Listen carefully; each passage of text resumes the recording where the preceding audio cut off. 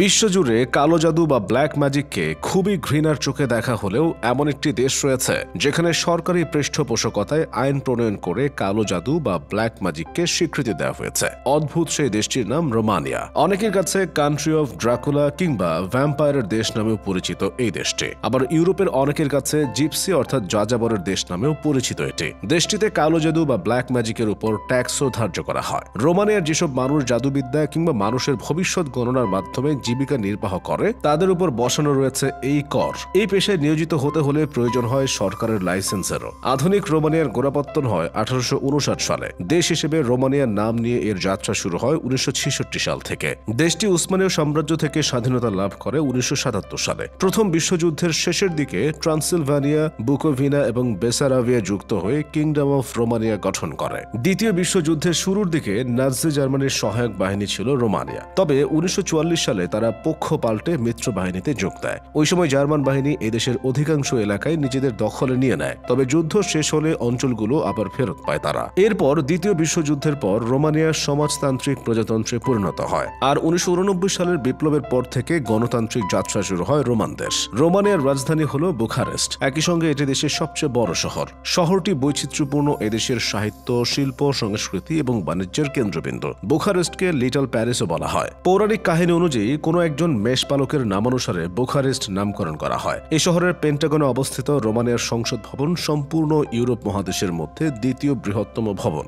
ভবনটির উচ্চতা 84 মিটার, যা বিশ্বের সবচেয়ে ভারী ভবন হিসেবেও পরিচিত। রোমানিয়া একটি উচ্চ মধ্যবিত্ত দেশ। এখানে অনেক কাজের সুযোগ রয়েছে। উচ্চ শিক্ষা গ্রহণের ক্ষেত্রেও এদেশে প্রচুর সুযোগ সুবিধা রয়েছে। এদেশে ইউরোপীয় নয় এমন ছাত্রদের জন্য থাকা খাওয়ার ব্যবস্থা বিশ্ববিদ্যালয় কর্তৃপক্ষ করে থাকে। দেশটির সরকারি ভাষা রোমানিয়ান। এই ভাষা 1700 বছরেরও বেশি পুরনো। খ্রিস্ট ধর্ম এখানকার প্রধান ধর্ম। দেশটির প্রায় 90% মানুষ খ্রিস্ট ধর্মাবলম্বী। রোমানিয়া ইউরোপ মহাদেশের মধ্যকার একটি অঞ্চল, যেখানে প্রাচীনকাল থেকেই মানুষের বসবাসের প্রমাণ রয়েছে। পেস্তারা কুভাসে নামক একটি জায়গা রয়েছে রোমানিয়াতে, যেখানে ইউরোপ মহাদেশের মধ্যে মানব সভ্যতার সবচেয়ে পুরাতন হিউম্যান ফসিলের সন্ধান পাওয়া গেছে। কার্বন ডেটিং এর মাধ্যমে এই হিউম্যান ফসিলের বয়স 37,800 থেকে 42,000 বছর বলে জানা যায়। রোমানিয়ার আজকের মানচিত্র প্রতিষ্ঠিত হয়েছে প্রথম বিশ্বযুদ্ধের পর 1918 সালে ফ্রান্সের ভার্সাই শহরে স্বাক্ষরিত ট্রিটি অফ ট্রায়ানিয়নের মধ্য দিয়ে। সাগর ও পর্বতমালা বেষ্টিত সুন্দর এই দেশটিতে উন্নয়নশীল দেশ থেকে